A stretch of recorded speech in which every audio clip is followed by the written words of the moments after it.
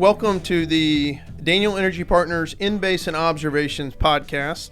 I am very blessed today to be here with live from the Flecha Azul podcast studio with my partner Bob Stanton, and we have a special guest on today, Patrick Finney from Chesapeake. He's VP of Completions at Chesapeake, and wanted to bring him on really. As many of you know, we wrote about electric frac, a tour we did with you, Patrick, a couple of weeks ago, and really just wanted to kind of bring you in and kind of not only recap the note and recap what some of the things we talked about, but also talk a little bit about Chesapeake today. So really appreciate you coming in today. And maybe to start, well, give us a little background on you and where you've been before you got to Chesapeake, kind of how long you've been at Chesapeake, and then we'll go from there. Okay, perfect. Thank you for having me. A little bit of background. From Lafayette, Louisiana, graduated, Raging Cajun, and petroleum engineer. Ended up moving to a company called Stokes and Spieler. Did a ton of field work as a well site consultant engineer, drilling, completions.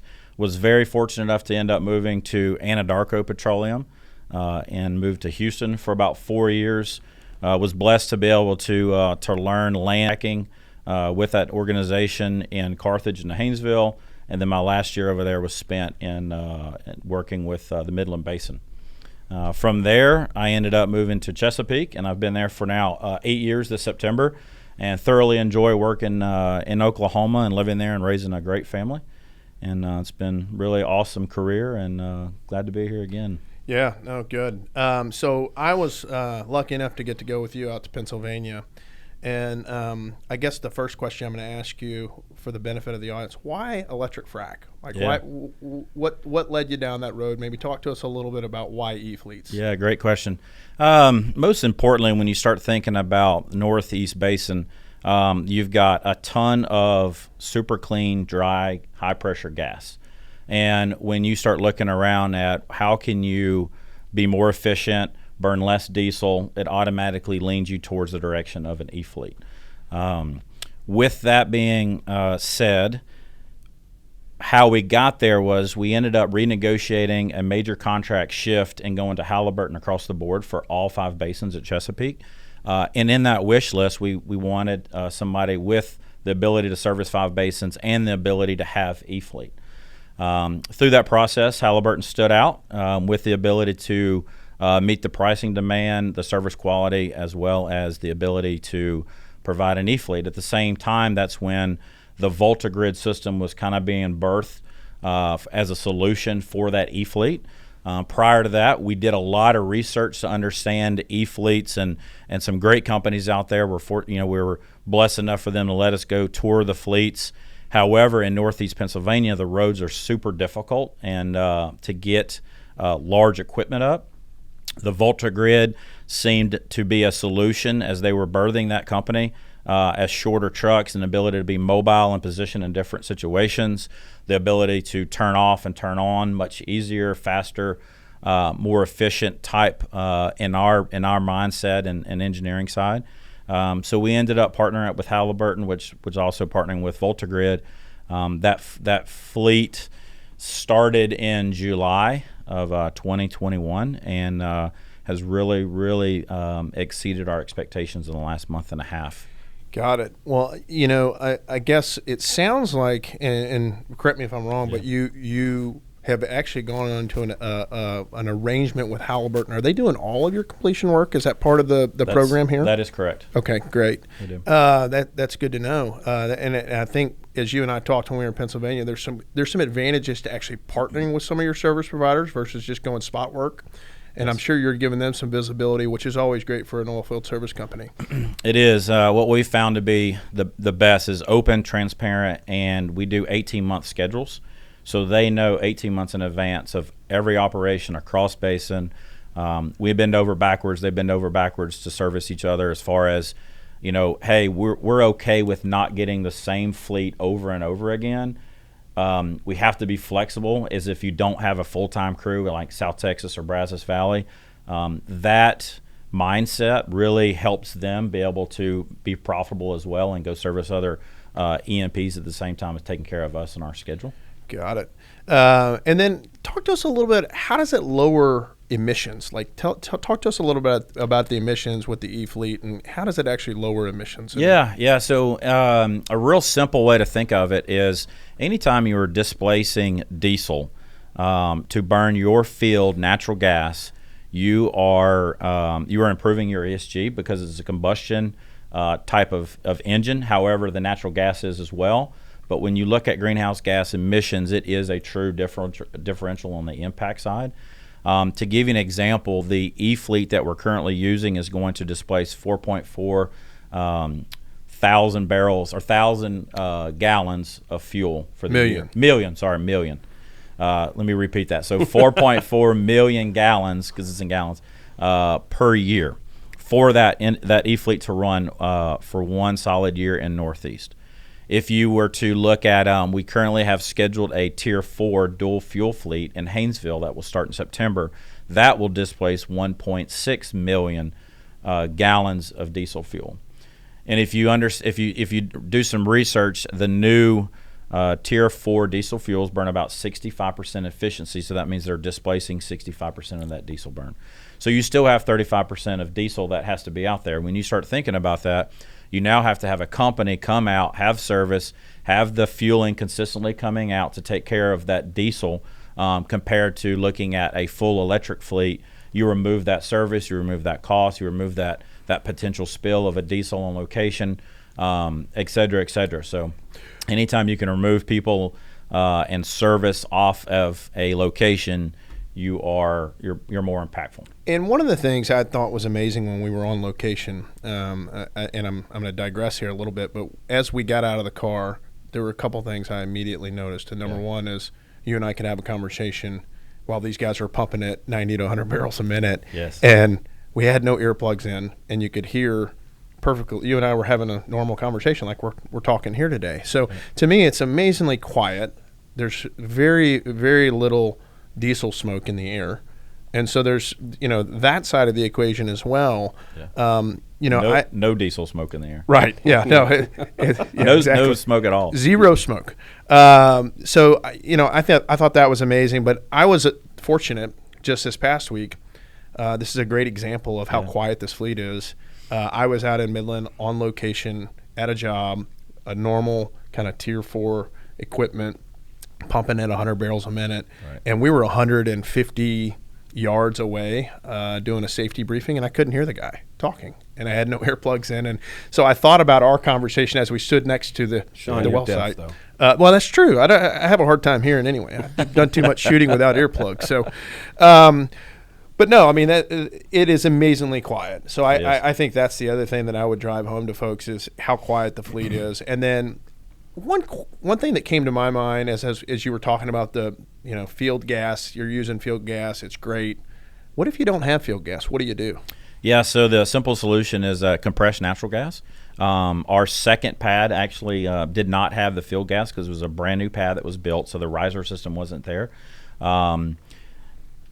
Fleet did really, really well off the compressed natural gas. It's like anything, understanding, preparing, having the partnership that's going to work with you to supply that. We don't have that many. I'd say probably 3 pads a year will probably have that situation.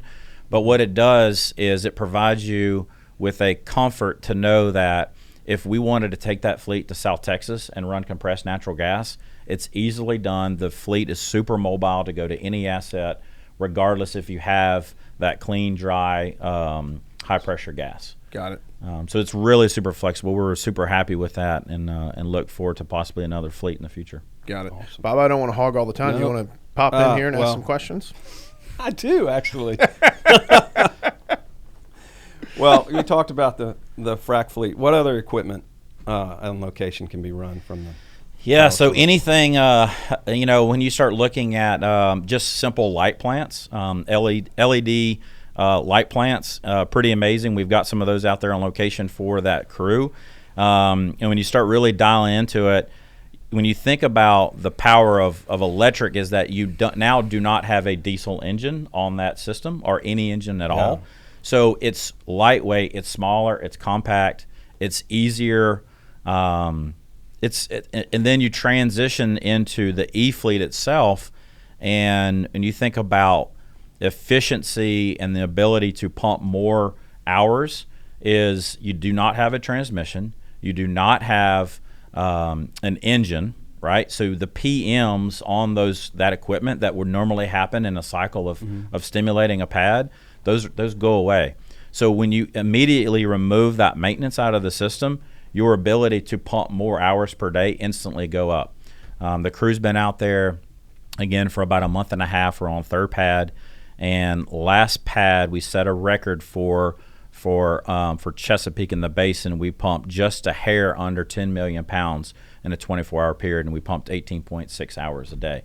And if you put that in reference with the Tier 2 fleet we had as this fleet was being built, we were pumping on average about 14 hours a day, and now we're hitting 16 to 18, over 18 within a month and a half of using this technology and equipment. You touched on the car over here about the difference between having a turbine and being able to use, the gas. And yeah. Can you just kind of explain for our audience some of the stuff that you mentioned? And Absolutely. What we understand about the turbine is turbines, they're great. They have a ton of power output, right? So anywhere 35 megawatts. That 35 megawatts is being delivered continuously all day, every day when that turbine is running. Turbines are great for all that power. However, you have to ask yourself, do you specifically need 35 megawatts when your fleet, your pumping horsepower only requires 22 to 25 megawatts of power? So when you start thinking about the ability of these new Cat engines, the ability for them to shut down, so say we have 10 on location, we'll shut down in between stages when we're switching wellheads. We'll shut down 8 and just run 2 of them because we still have things that are being powered. You've got the E-winch that's being powered. You've got the trailers that are out there that are being powered. You've got the company man trailers being powered, the light plants that are being powered. Everything that's electric blender, everything that's out there is being powered by this generation system, and it's just amazing. It's quiet. It's super smooth. You can turn pumps on and turn pumps off. You can see that the power automatically will be distributed to the other systems to make up for the rate. The ability to pump at high pressure, low speed is literally amazing because it's an electric system, so instant torque can be applied compared to having a transmission that will limit what you can do as far as rate because it'll kick out if it starts overpressuring. Is it possible to use grid power, and on the other side of that, eventually we'd be able to push power to the grid? It is. We've not done it yet, but through a lot of conversation and other E&Ps have pulled grid power to substitute. So if you can get 5 megawatts off of a power line, then that's 5 megawatts you're not buying from the genset side, right? So it's just less that you're buying through that hourly charge. So with that being said, you can also push power back to the grid. We are currently looking at a solution for this. Possibly in the Haynesville, where there is a more consolidated grid system, high voltage. Northeast, we're looking at it. We're having conversations about how do we work through that to be able to provide e-compression and really make a difference as far as an ESG, very quieter, simple. It just takes time, right? I think the technology is there. It's just the component of the value side and how do we consistently work on that value and the differential between electricity and the cost of electricity versus the cost of natural gas. And it's just going to take some time for our industry to kind of figure that out to start getting to high horsepower displacement on e-compression as well. And then let's talk a little bit. So we've talked about you could use the power grid. You chose VoltaGrid. In the Northeast. Talk a little about why VoltaGrid. How did you get there on that front? Yeah, if we were in an area that had power, grid power, we would definitely use it and substitute. However, whenever you are pumping at 100 barrels at 10,000 pounds, a small town could be ran off the power, the 25 megawatts, output, the 25 megawatts. Right. and you really are like, well, man, how much gas are you burning? It's actually much lower than I actually anticipated. Typically, we're burning about 2.4 to 3.2 million MCF a day. Okay, so very small amount of gas that's being burnt for that much electricity that's being output and consumed. Why VoltaGrid? I would say there's not a distinct reason why we didn't specifically choose VoltaGrid. When we started talking to Halliburton a year ago or a year and a half ago about a full swing over to Halliburton for scale and size, that need of having the ability to have an E-fleet, when we sat down with them, they showed us their E-fleet, their pumps, and it was like, hey, we are working on a solution for electricity generation, and just give us some more time. So fast forward a couple months, they're like, okay, we've got the solution. It's a company. It's called VoltaGrid. Generally, here's how it's going to work. We met with the CEO of VoltaGrid, their engineering team. We believed them. We trust them. We trust Halliburton to say, hey, this is the future. This is going to work. At that point is when we started moving forward with the contract. And really, it could not have gone any better. Super open conversation, communication. Nobody's hiding anything. Yeah. Expectations were met for all three sides, and we've been truly happy. Just off the outline for a second. I mean, were you skeptical as a traditional oil and gas engineer that's been in the field, that's been around all these pressure frac equipment? Yeah, were you skeptical of all the promises that were made? And I wasn't. Again, fortunate enough about 2.5 years ago to spend some time with some great companies, some service providers that have been pumping with electrical pumps. Mm-hmm. So I knew that the ability for, regardless of whose pumps they are, you can do it, right? Right. At the time, though, the availability of a full-time dedicated crew, and then you go back to the conversation about the turbine, and I'm not downgrading turbines. They just did not work for the Northeast due to location, size, and turns and radiuses and whatnot. The solution and the ability to use this brand new crew with a brand new technology on the genset side is what got us really truly over the hump, and really, like anything, knowing all the leadership of all these companies and trusting them all, and really the availability and the timing was just really perfect. And at the end of the day, we were going through bankruptcy at the time when we signed this deal. It's really impressive for somebody to reach their hand out and say, hey, we're going to help you through this, and we believe in your company, and know that when you come out on the other side, you're going to be super healthy, and we're still going to deploy this technology with you. And one of the things I think that I talked about this earlier in the show was obviously no diesel smoke and really quiet. The other thing I think is the footprint. I was a little surprised how small the footprint is on location. You don't have, in Halliburton's case, the tractors to the tractor trailers are not actually connected to the trailers. They can actually take those off. They don't need them to run. Yes. And then the other thing is just the configuration of VoltaGrid's system, right? You can stack those gen sets any way you want around. I thought that was really interesting. One of the VoltaGrid guys on location that was talking to us was talking about how they can stack the gen set. I mean, to me, that's a big deal. Because not everyone has the same size pad, and especially in the Northeast, I had not been to a Marcellus pad, right? And if you haven't been, you should go. It's a beautiful part of the country. But what I would say is there's got to be this has got to be great for applications where the pad size got to be a little bit smaller as well. So it's not just about quiet. It is. And displacing diesel, but also kind of pad size matters. So that's another point I would make. And that was a pretty large pad that you saw. And just reference, because of the current Halliburton pumps that we're using, Zeus 2, they are 5,000 horsepower per trailer. And there were 8 on location, correct? 8 on location compared to our conventional fleet, we'd have 16 to 18, right? Yep. Dang. So it's a 35% reduction in the Halliburton fleet size. Just the pad for that. And then you alone. throw in the E-winch, which is literally a small gooseneck trailer with a winch mounted.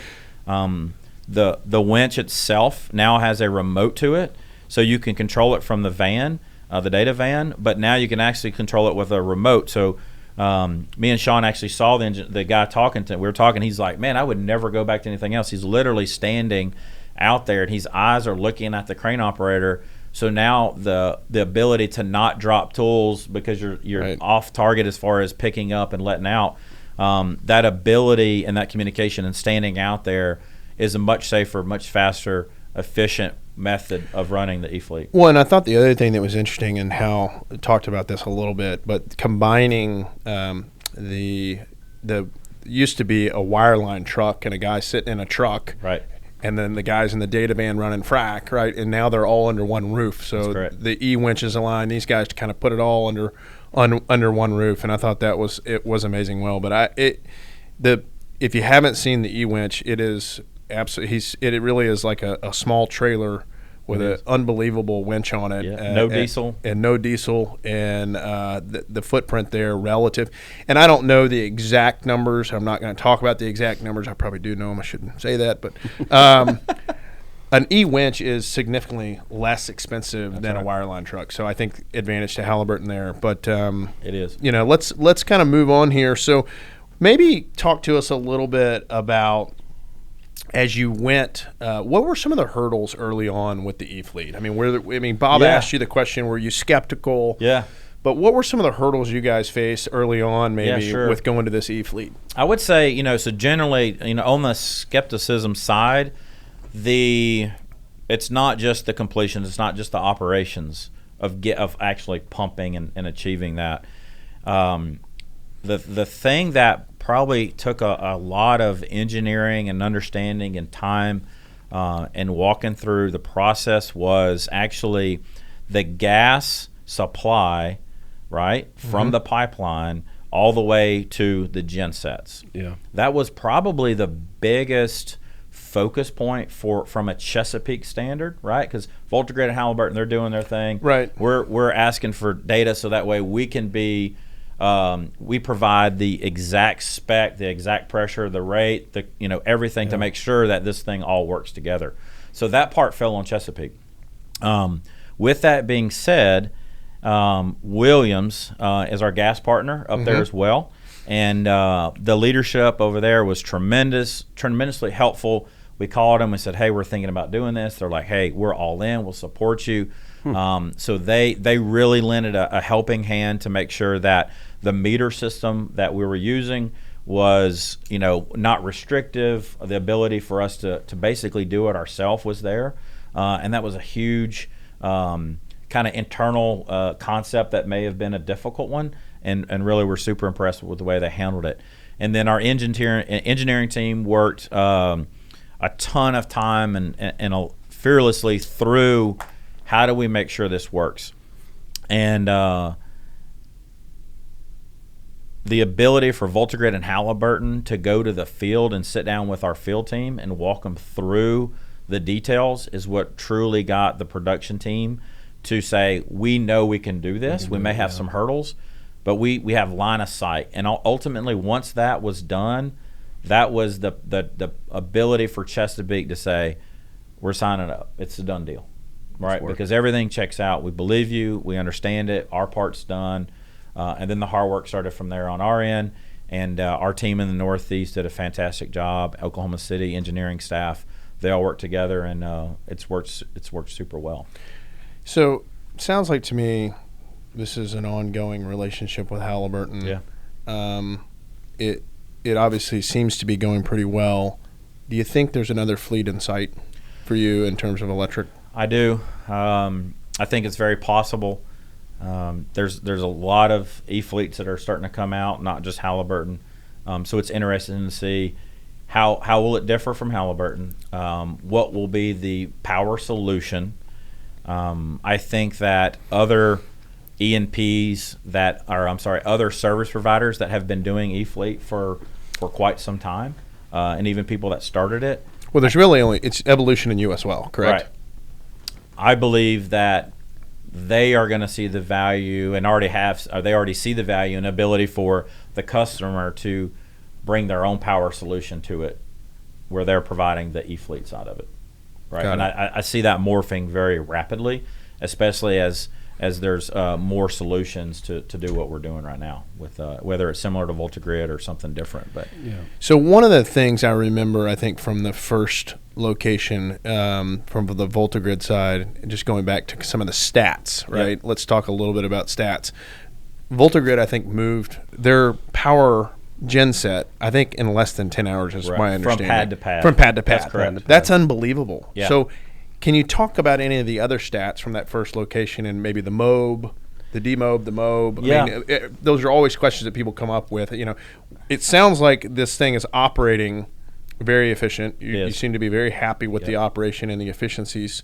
But maybe, is there anything else you can add from a stats side that you can share with us today? I can. So we've moved.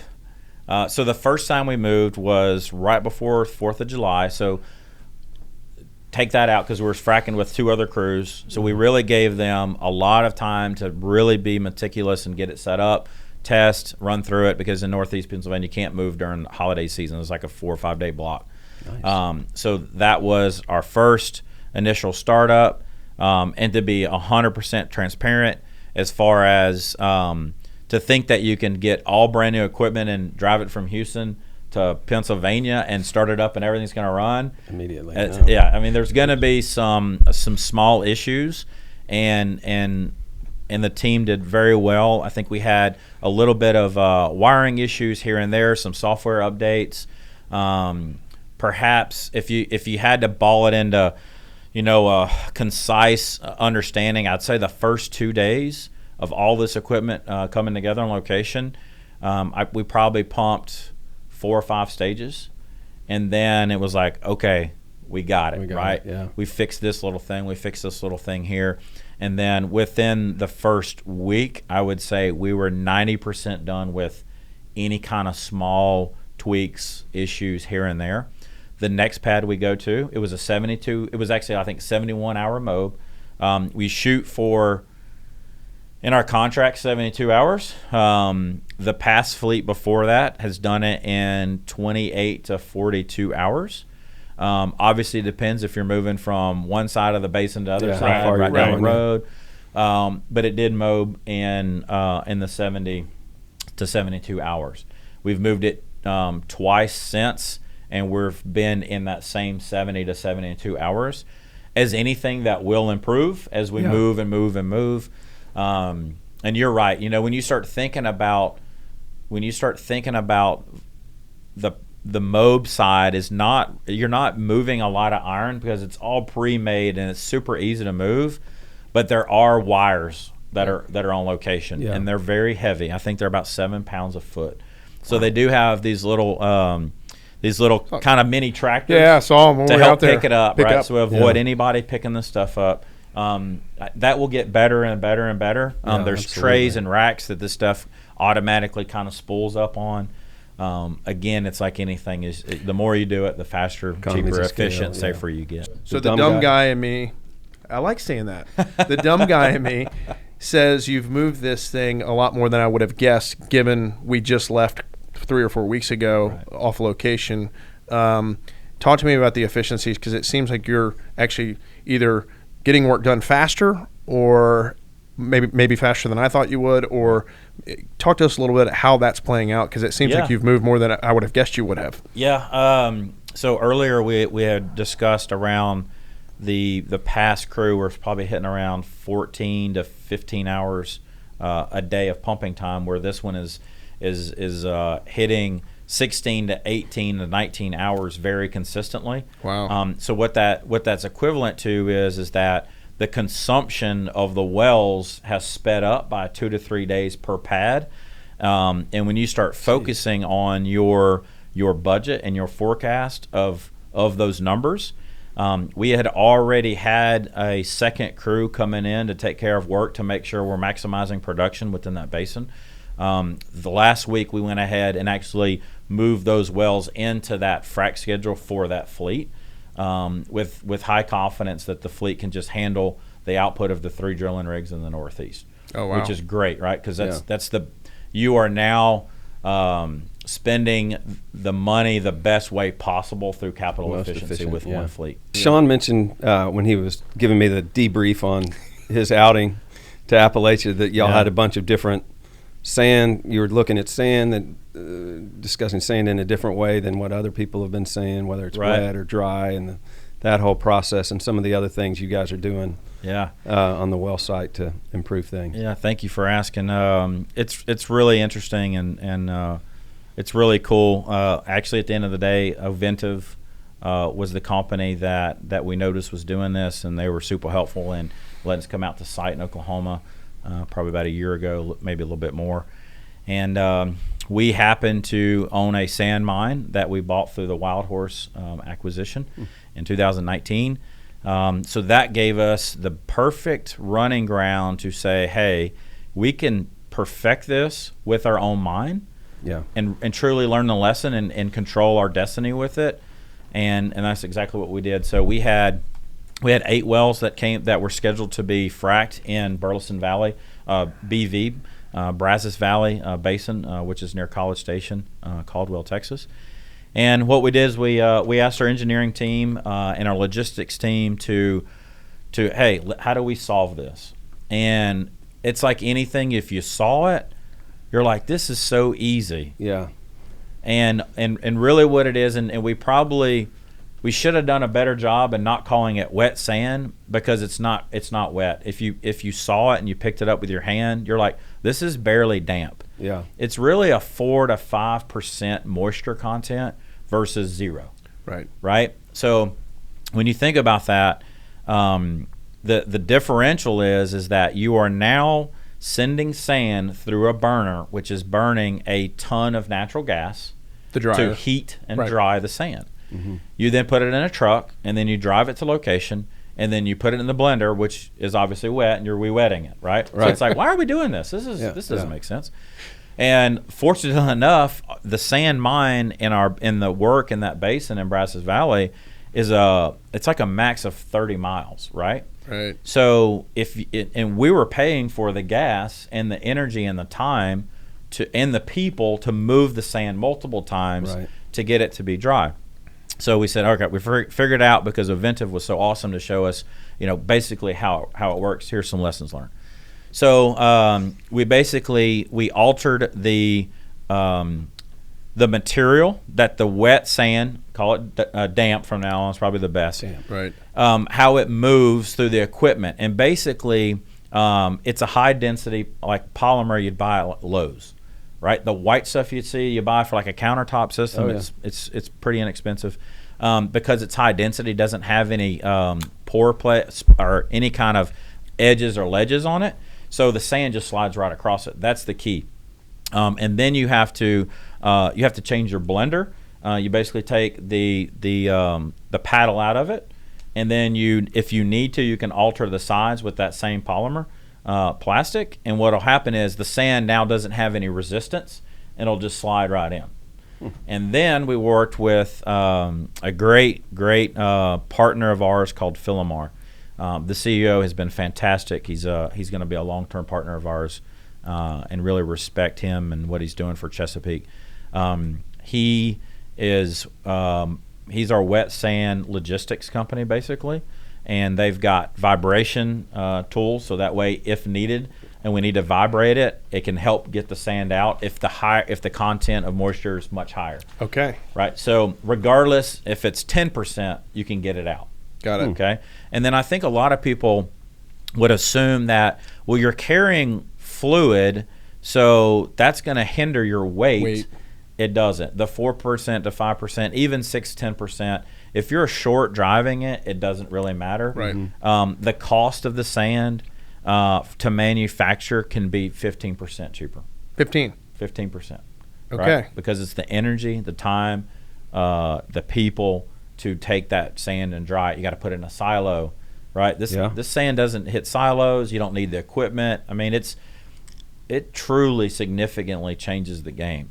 So at the end of the day, if you're going to be the most efficient operator, you're going to want to have the sand plant in your backyard as close as possible, and it's going to be basically a po' boy sand plant that is washing the sand to get the clays and some of the fines out, and then you stack it up and you decant it, right? You get the water, you make you a water system underneath it where the water can be taken away, and then you scoop it up. You put it in a screen system that conveys it into the back of the truck in the boxes. You take it to the location, you pump it. Yeah, so there's no drying, essentially. You're taking out the drying. That's amazing. It's faster. Maybe talk to us a little. We're getting close to our close here, but talk to us a little bit about Compass Manufacturing. I know we've been talking about e-fleets, electric on location, but you and I talked a little bit when we were in Pennsylvania about compression and electric compression. Right. Maybe talk to us about your investment in Compass Manufacturing, and then I also want to hear, you caught my attention in the car on the drive, I think, home one day,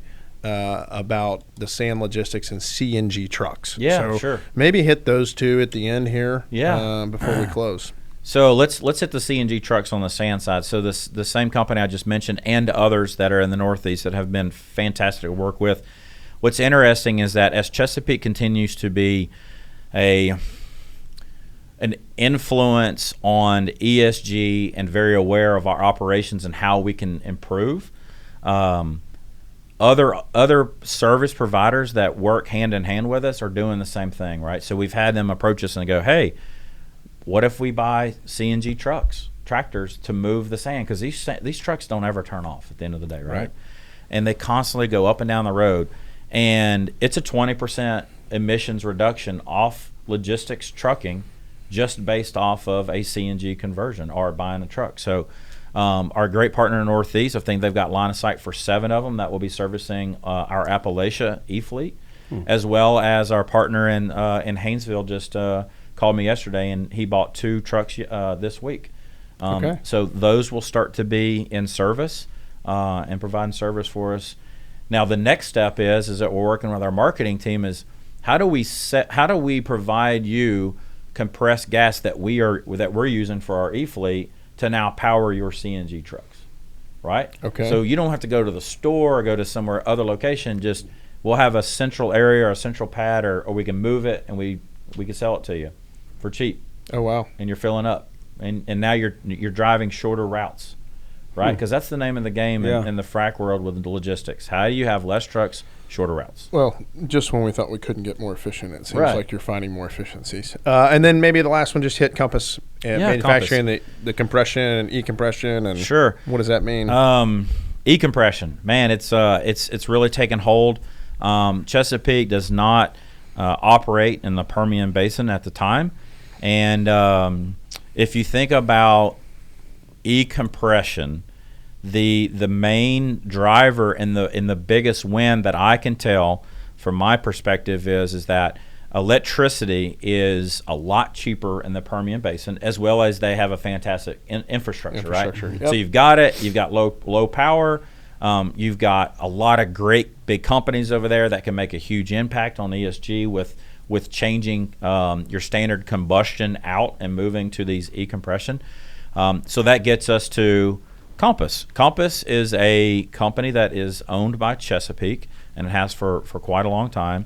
And they actually were built to build compression for Chesapeake. Since probably in the last, call it 5 or 6 years, we have, as the need for compression has slowed down, we have morphed that manufacturing into the company that provides most of our production equipment, for our assets. And so we were sitting with the leadership of Compass, and it's like, hey, this e-compression thing is starting to take some more ground. And I guess in 2015 we used to build e-compression for multiple companies. We actually already have 9 units in South Texas that Chesapeake runs, and looking to build. We're building 4 more right now, and for ourselves, 200 horsepower. We also have line of sight for Brazos Valley to build. We are currently building an emissions-free pad. 100% emissions-free pad, and we're doing these things to be able to. We can all sit and talk the talk, and we can all say, well, I think that works, it doesn't work. Until you build it and you can actually see the value and the true cost and what it takes, you can't really have an opinion if it's successful. Right. Will it cost a little bit of money? Yes, everything that usually ends up being super successful requires somebody to take a step forward, put a little capital in, and understand, what are we getting out of this? Is this the future? Is this the way? And if it is the way that we go as an industry, we're one step ahead of everybody because we've already got it. We've got the ability to build e-compression ourselves. We control our own cost. We are offering e-compression to other operators. We're offering production equipment to other operators currently. And really, that's another reason I'm in Houston today and tomorrow, is to have those conversations. Well, thank you so much, Patrick, for coming in. I mean, look, clearly Chesapeake, there's others that are using electric frac, but when I think about the holistic approach that you guys are taking to partnering with your providers, especially on the service side, like Halliburton or VoltaGrid or others, and the approach you're taking to kind of solve the ESG equation is truly amazing. And I think we're going to see this industry, I think we're all seeing this industry kind of head that direction. I think Daniel Energy Partners, we've been talking a lot about electric frac. We've been talking a lot about Tier 4 DGB. We definitely think there's a bifurcation in the frac market happening. You're either going to be a Tier 4 DGB provider or an electric provider, and if you're not, you're probably not going to be doing this for I mean, it's not that you'll go away completely, in my opinion, but I think it's one of those things where it's like the land rig market did, right? You had the bifurcation of land rigs, essentially, and I think we're going to see that in electric frac and Tier 4 DGB frac. So really appreciate the time. Can't thank you enough for coming in, and the best of luck to you. Thank you very much. I really enjoyed being here. All right. Take care. Thanks for taking Dumb Guy on the tour. Right.